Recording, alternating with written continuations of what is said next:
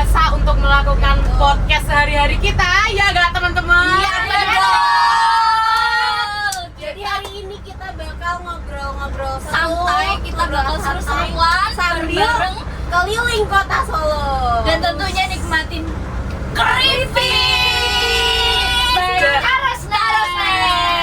Jadi ini kita itu sambil disponsori dari dua belah pihak guys. Yang pertama dari Aprin, Ahmad Transport. yang satunya dari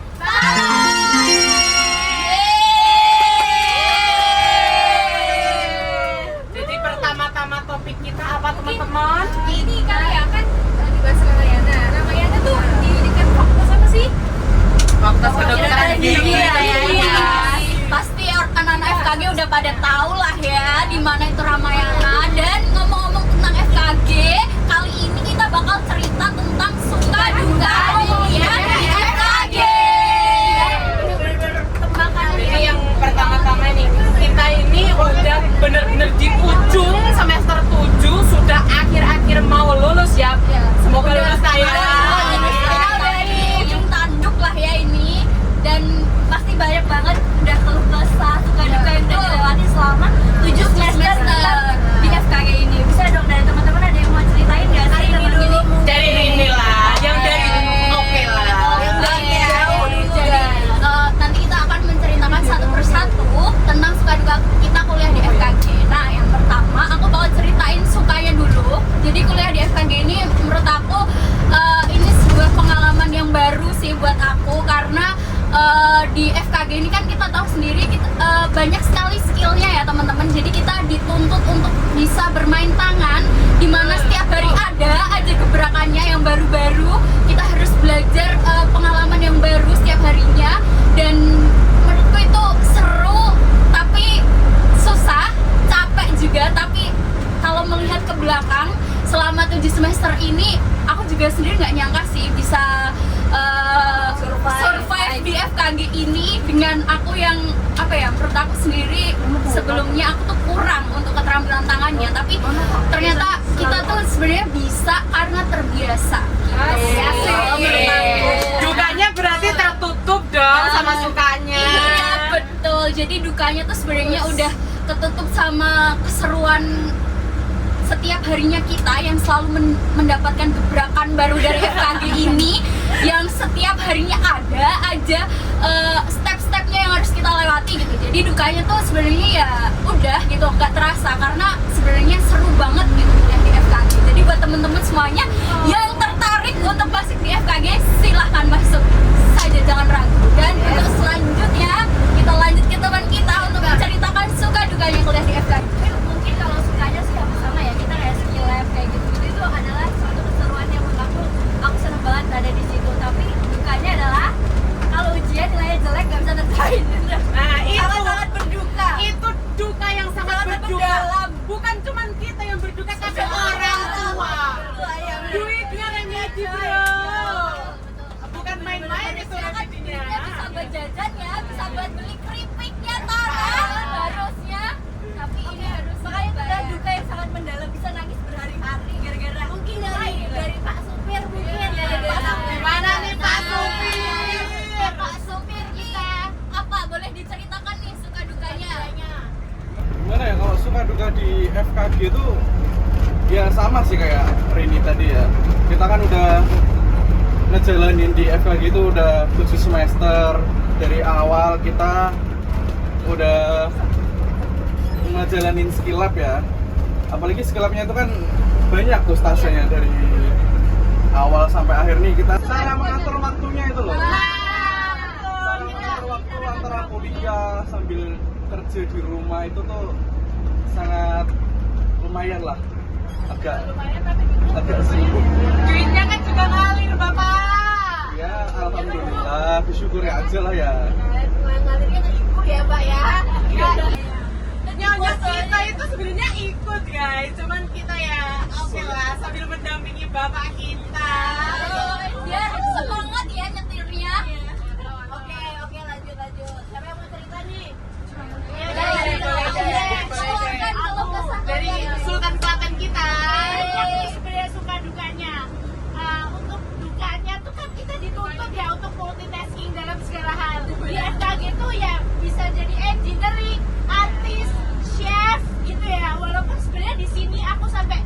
7 semester ini tuh aku nggak nyangka sebenarnya.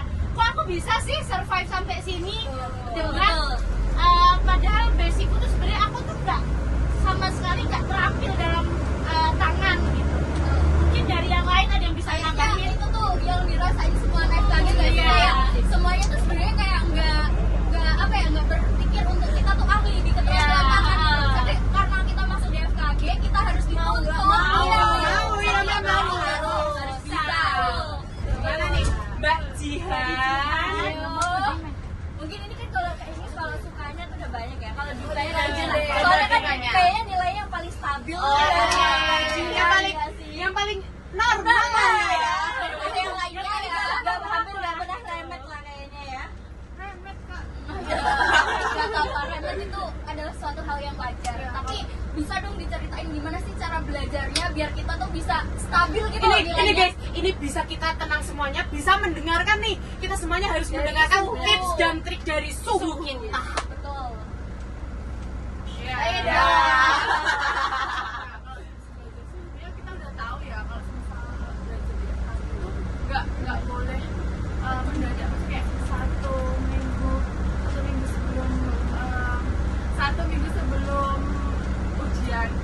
Ini yang sering saya alami. Nah, kita kan malamnya kayak gitu ya, maksudnya kayak ujian pas waktu ujian kita baru belajar dekat itu. Nah kan seharusnya kan kita mulai dari semester awal itu kita kayak harus benar-benar belajar yang ya guys rajin gitu. Tapi kita tuh baru sadar setelah habis ujian dari keluar nilainya. Kalau misalnya kita apa namanya kita merasa sulit, itu mesti kayak aduh besok aku bakal belajar lagi mulai dari 1 bulan sebelumnya lah atau berapa bulan sebelumnya. Itu Tapi janji kita semua orang. tapi kita kayak nggak ngelakuin itu gitu, mesti nggak sampai berapa hari atau mungkin berapa minggu kita ujian. Aku boleh ngerti pendapat sangat Kalau misal dari aku ya kan kita tuh pengen banget yang sebenarnya belajar tuh kayak 1 minggu, 2 minggu sebelum ujian. Tapi kan tahu sendiri ya kita tuh banyak tugas. Ya, benar. Minggu-minggu yang sebelumnya ada tugas penilaian SL, ada Apalagi kalau sebelum H-1 UB nih, kadang-kadang kita masih ngegodok tuh kan. Betul. Kemarin di Selasa kemarin ya. Belum lagi nih kalau ada yang punya pacar. Oke, ini kita sekarang bisa ya diselidiki Bisa, ya. bisa. Sebenarnya yang punya pacar aja gimana sih, kayak kalian itu mungkin pasti tahu ya ada toxic relationship. Tahu kan ya? Mungkin Mbak Tara atau Mbak Nada ini mungkin menemui orang yang punya toxic relationship yang mengganggu kuliah, yang mengganggu sehari-hari. Itu kayak gimana sih menurut kalian? kalau misal bentar ya, kalau misal dari Amel nih, toxic relationship tuh menurutmu gimana sih Mel? Menurut aku sendiri tuh kayak kita tuh punya hubungan, tapi dia nggak mau ngedukung, apa-apa dilarang, apa-apa kita kalau mau belajar malah diajak main. Itu yang bahaya ya. Gimana sih? Apakah ada teman-teman yang mengalami? Mbak Nada gimana? Kalau ada, saranku segera lari sih. Kita harus segera keluar dari toxic relationship. Karena itu bener-bener gak ngeuntungin sama sekali sih guys. Kayaknya walaupun kita gak pernah di toxic relationship, ini sekitar kita banyak. Banyak ya, betul.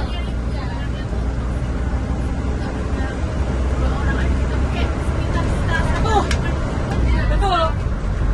Circle juga mempengaruhi.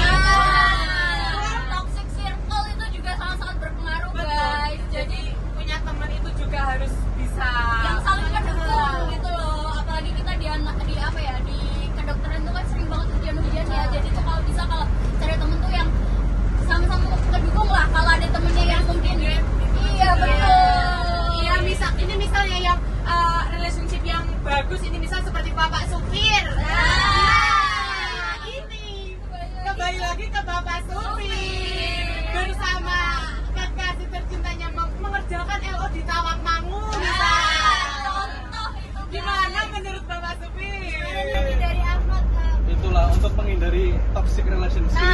kasih itu tau dong tips-tipsnya. pacaran sama anak FKG.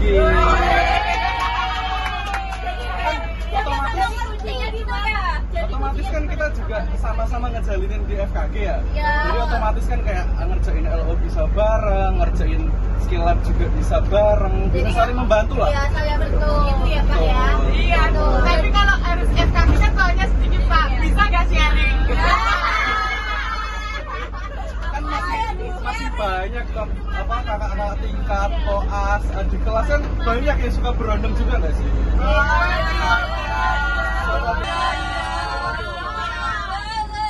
Kayaknya Amel nih suka banget sama berondong-berondong ini ya ampun. Ngomong-ngomong tentang berondong nih Mel, pernah nggak sih Mel deket sama berondong? Berondong. Coba dong ceritain pengalamannya deket sama berondong tuh gimana? Sama kalau itu Kalau aku mungkin belum pernah ya menjalin. Iya. Emang iya. Kalau sama yang lebih tua nih, kalau sama yang lebih tua nih pasti ada lah. Kalau dari aku sendiri ya, kalau lebih tua mungkin kita itu gak bisa melihat dari umur teman-teman. Gak bisa, kita itu bisa melihatnya dari sikap, sifat, kedewasaannya. Kak, misal nih kalau berondong, bisa jadi berondongnya dia lebih dewasa pemikirannya, bisa membantu kita dalam sehari-hari, ngedukung kita, beliin jajan ini misalnya di Tarosnek. cuma 7.000 aja. Ini tuh benar-benar bisa naikin mood banget, apalagi kalau pas kita lagi belajar mau ujian ya. Ini bener-bener teman Makanan kalian. pendukung banget itu guys. Boleh dibuka ini, boleh dibuka, buka. Silahkan. Oh ya, ngomong dong. Ini kan dari sponsor kita ya teman-teman. Ini cuma 7.000 guys. Jadi kalian itu 7.000 bisa menikmati pangsit seenak ini. Ada daun jeruknya, ada bubuk cabenya. Kita tuh sebesar ini 7.000. Yang nggak suka pedas juga ada kan, yang nggak pedas ya? Ada Yang bawang. Nah, tenang aja, mau yang suka pedas, mau yang nggak suka pedas, semuanya ada di Tarosnek.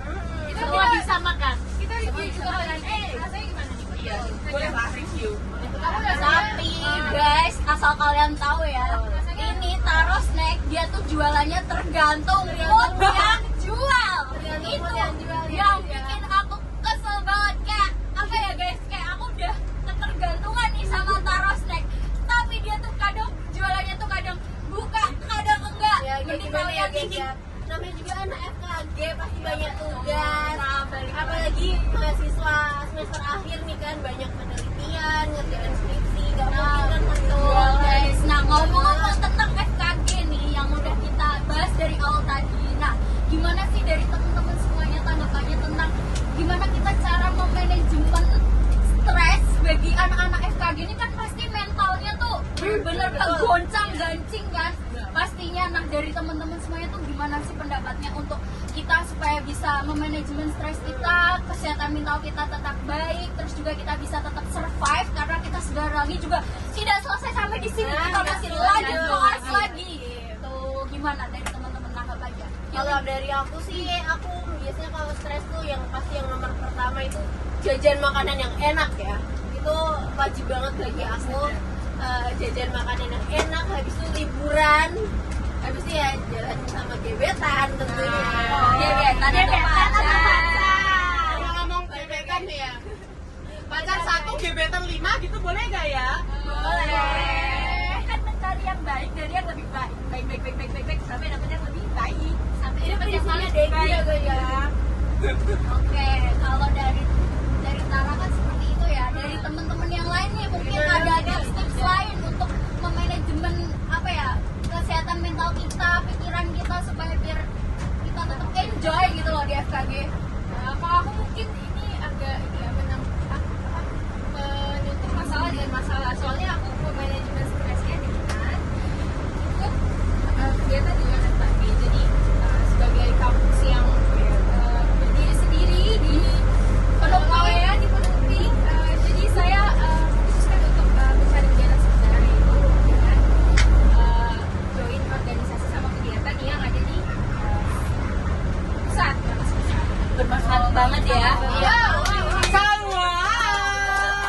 Kita itu harus punya hobi guys. Jadi kalian itu yang pertama tuh, kalian ini mumpung masih umur 20-an belum punya keluarga, itu tuh harus memaksimalkan hobi kita.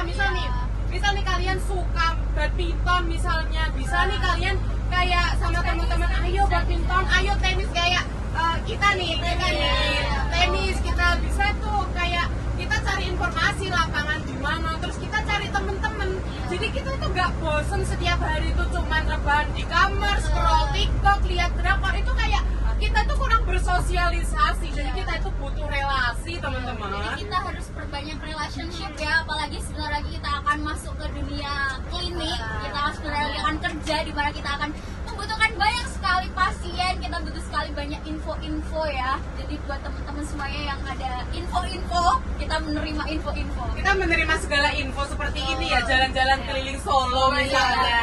Dan ngomong-ngomong tentang relasi nih guys, Ahmad ini kan udah kerja. Nah, terus kan dia pasti banyak banget ya koneksinya dari mana-mana, apalagi punya perusahaan bis. Gimana sih Mat cara membangun relasi di luar FKG menurut kamu? Nah, ya betul guys. Gimana ya kalau membangun relasi di luar FKG? Ya kan kita juga bisa mengikuti banyak organisasi di luar kampus ya. Ya bisa ikut, kalau aku kan di bidang transportasi ya. Jadi ya bisa main lah ke teman-teman transportasi yang lain. Jadi kita ngelakuin studi banding dengan perusahaan kita, terus bisa ngelakuin temu bareng sama organisasi organda di Sub Solo gitu kan.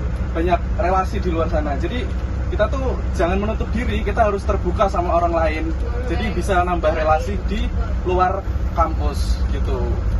Itu sih dari aku. Karena relasi itu bukan hanya di sekitar kita aja ya guys. Iya, Kita betul. bisa mencari dimanapun itu relasi, bahkan kayak kita lagi kemana ketemu sama orang itu pun bisa kita jalin relasi yang baik gitu. Tidak memandang usia ya. Betul gitu. Dan tidak memandang satu bidang saja, semua bidang kita bisa jalin hubungan. Kayak kita transportasi kan nggak cuma bis kan Mas, Iya betul. ada ambulan, Ambulan itu mah layanan umum ya kalau ambulan.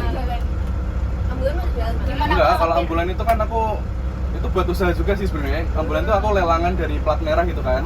Aku perbaikin lagi terus nanti dijual lagi gitu buat usaha sampingan aja sih itu.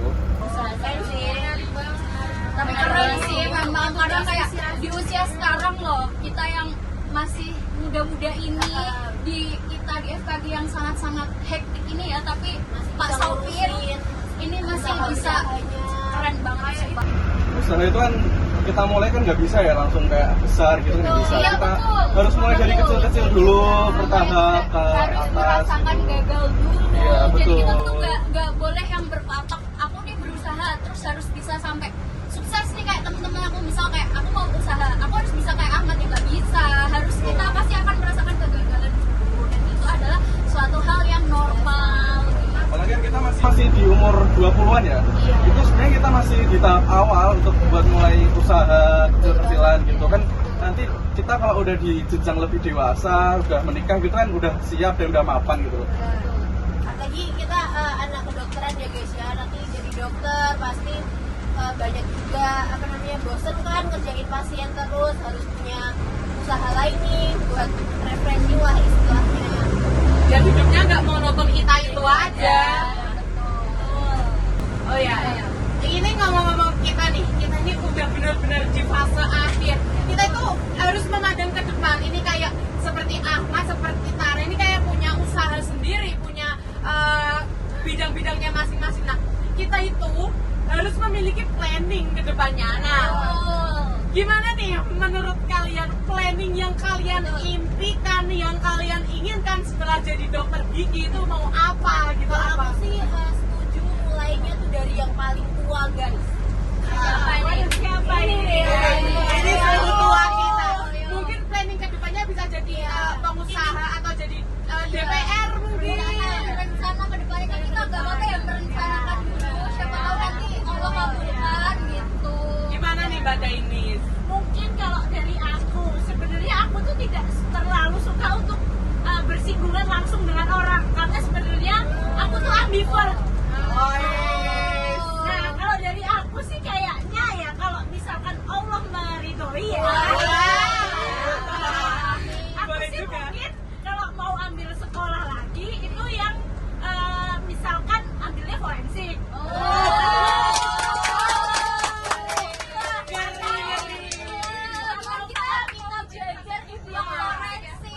Jadi kan ini kita lagi di blok Iya forensik nih. betul. Jadinya nih teman-teman nih ada nih ketertarikan minat untuk mendorong masuk ke forensik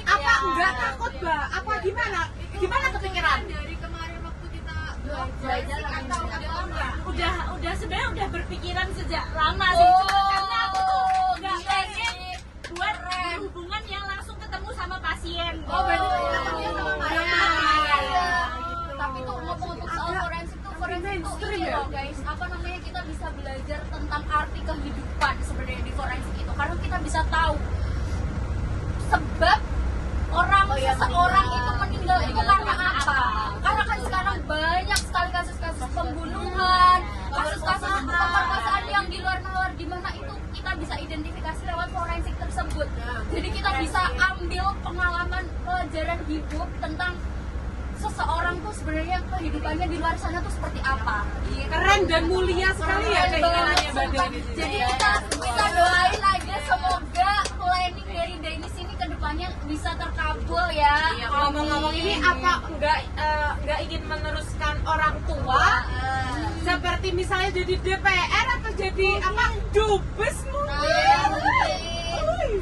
Nah, kalau itu nanti wait and see ya guys. Belum tahu, Ada kemungkinan. ada kemungkinan kalau tiba-tiba di Klaten nih misal ini kan ngomong-ngomong Denisnya aslinya Klaten ya guys. Bisa kalian lewat Klaten terus tiba-tiba ada banner Denis nyalon, wah itu berarti Harus coblos. teruntuk warga Klaten sekitarnya. harus coblos. Udah mulai kampanye ya guys ya. Ini udah mulai kampanye sejak piyi, sejak dini. Ya, mungkin itu aja yang planning yang aku impikan. Mungkin dari teman-teman lain ada planning apa? Sebenarnya planning paling oke tuh ini loh guys, punya suami kaya. Benar. Anak tunggal kaya raya. Itu adalah planning yang paling oke. Merealisasikan bisa dapet Waduh, ini kayaknya berat ya. Itu punya itu aja, punya rencana doang. Caranya nggak tahu. salah satunya adalah seleksi ya guys ya. Kalau punya pacar nggak apa-apa. Kan mencari yang terbaik, tapi kalau ada yang lebih baik lagi ya yang lebih baik lagi. Nggak ada salahnya. Nggak ada salahnya. Tapi jangan ditiru ya guys, itu perbuatan yang kurang baik Baik, sebenarnya. Guys, Tapi kalau ada kesesatan ya guys. Tapi kalau ada boleh juga. Kalau menurut Ahmad sebagai cowok gimana Mas? Ya kalau sebagai cewek ya, sebagai cewek kan juga untuk memilih calon suami itu jangan memandang dari materi aja ya. apa nih yang harus kita pandang tuh apa gitu tips-tipsnya? Banyak dari sisi agama, dari sisi menyayangi atau Menyayangi Mbak Dela ya Mat. jangan gitu lah. Iya, terus Keahlian menyupir ya kan Mat? Ya itu juga itu mau pekerjaan ya. jadi pertimbangan ya. Jadi kalau mau cari calon suami itu ya itu tadi dilihat dari sisi agamanya gimana. Itu kan nanti juga bakal turun menurun ke anak-anaknya. Contohnya siapa Mat? Contohnya ada lah. Amat. Boleh. Tapi menurut teman-teman ini misal kayak kriterianya tuh udah sesuai banget dari yang lainnya lah, tapi agamanya ini loh yang jadi masalah karena banyak banget yang kriterianya tuh udah mencakupi semua, tapi agamanya tuh bertentangan. Oh maksudnya beda Oh, agama manis, ya manis. dong. Oh, temboknya sangat tinggi. Oh Ya udah ini ya, udah diwanti-wanti kita tuh gak jangan kalau sama beda agama kecuali mau pindah. Kecuali. Tapi kakak banget sih ya. Gimana sih caranya kalau kira-kira dari teman-teman tuh biar dia tuh tertarik untuk hidup kayak kita? Itu tergantung ya. Kita tuh sih. Iya, Ada kita juga nggak bisa masalah maksa. Karena kalau dibalik ya kita dipaksa ikut agama mereka juga kita pasti nggak akan mau gitu. Jadi tuh itu sebenarnya tergantung pribadi orang sendiri sih ya. Kalau misalkan memang orang itu jodoh kita, kalau menurut aku ya, kalau misalkan orang itu jodoh kita, pasti dia akan mencari jalan untuk gimana bisa Cari sama jalan. kita gitu loh. Jadi dia pasti akan melakukan segala cara untuk bisa bersama-sama sama kita gitu. Karena kalau misalkan kita masih beda nih secara agamanya kan temboknya sangat tinggi, itu sangat tidak mungkin gitu. Dan kalau misalkan tidak menemukan titik akhir dari permasalahan tersebut ya memang berarti sudah bukan jodohnya, udah gitu kan. Terus cari lagi ya kayak gitu. Iya betul. yang harus utama itu satu agama dulu sih. Nah, Yang lain-lainnya masih bisa betul. jadi pertimbangan lah. Yang Betul. penting agama yang nomor satu. Kita harus tetap berserah diri kepada Allah. Iya betul. Kalau ngomong-ngomong soal beda agama nih, dia nih penganut yang pasangan beda agama nggak sih? Apa harus seagama? Oh, Seagama. Biar apa tuh?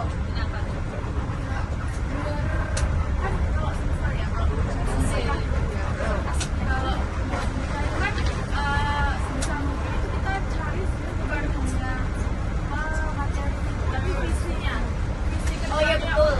Kita menikah bersama-sama itu apa kalau misal menikah hanya karena bapaknya, materinya itu kan nanti kalau semakin kesana kan makin bakal Ya. kalau fisiknya udah sama sih sampai sama-sama untuk ibadah, nah itu bakal Jadi lebih ke pandangan hidup ke depan gitu ya pikirnya, betul. Menikah itu ibadah guys. Iya. Jangan main-main sama ibadah. karena menikah itu hanya satu kali, jangan sampai lebih dari satu kali. Menikah itu sekali seumur hidup, jadi harus benar-benar kita cari pasangan yang bisa nerima kita apa adanya, satu visi untuk kedepannya. Betul aman. Visimu apa, Mbak? Iya. Visi pada menikah lagi di sini di Solo ini. Visi apa? Visi menikah untuk menikah berkeluarga apa? Ya menikah itu kan tujuan utamanya yaitu untuk Menyempurnakan ibadah. menyempurnakan ibadah ya. Tapi dari teman-teman pada mau lanjut spesialis apa enggak sih kira-kira? Kalau aku sih tergantung ya guys. Kalau aku dapet suami kaya kayaknya aku nggak lanjut spesialis deh. Iya, sama sih sebenarnya itu. Tergantung berarti kita itu menunggu masa depan aja ini sebenarnya. Betul. Kayak mana kita ke depannya ini? Nah itu gambarannya itu yang masih belum ada, Abu masih nih. abstrak banget. Jadi kita masih belum tahu gimana ke depannya. Ngomongin jodoh mulu kayak udah ada bibitnya. Kalau belum ada bibitnya, ya mungkin yang udah ada kayak Mbak Tara. Kayak Mbak Mbak Tara. Kecelakaan. Ada kecelakaan. Aduh. Ibunya kasihan ibunya. Aku lagi ibunya kasihan.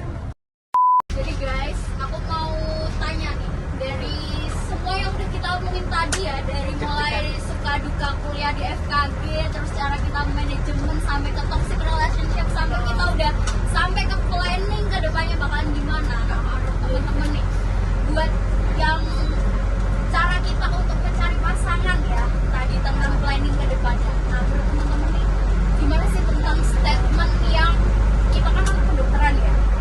Nah, gimana tentang statement yang kita harus menciptakan diri kita sebagai pasangan yang pure blood, seperti Pak Sopir. Pak Sopir kan pasangannya juga sama anak FKG ya, otomatis iya calon-calon pure blood ini sudah terlihat bibit-bibitnya. Nah, menurut teman-teman nih gimana nih? Apakah statement kita harus pure blood ini memang harus, atau boleh nih dari anak FKG nih kalau mau berpasangan sama jenderal atau sama anak akpol akmil gitu tuh, menurut teman-teman gimana sih dari Anak hukum. Pasangannya DPR. nah betul, gimana kenapa sih harus yang biasanya kan kata-katanya kayak anak kedokteran Iya. sama anak kedokteran Mungkin itu kan itu- ya. Mungkin itu hanya mindset aja ya. Iya, betul. Kalau dari yang sendiri nggak harus sama-sama dokter. Kalau misalkan ada yang baik tapi bukan dokter juga nggak masalah. Yang baik tuh nggak harus dokter ya. Nah, gitu loh. Jadi Misal Gusti Bre juga boleh. Boleh. Kalau mau. darah biru itu dipasangkan sama kita yang darah rendah. Iya, nggak perlu pure blood. Kita bisa jadi biru blood. Betul. Gitu. Jadi tuh sebenarnya tuh statement itu tuh enggak ya guys ya. Jadi kan karena kayak yang baik tuh nggak harus selalu di kedokteran gitu loh guys. Buat kalian di luar kedokteran yang mau punya pacar kedokteran, boleh. Tapi di luar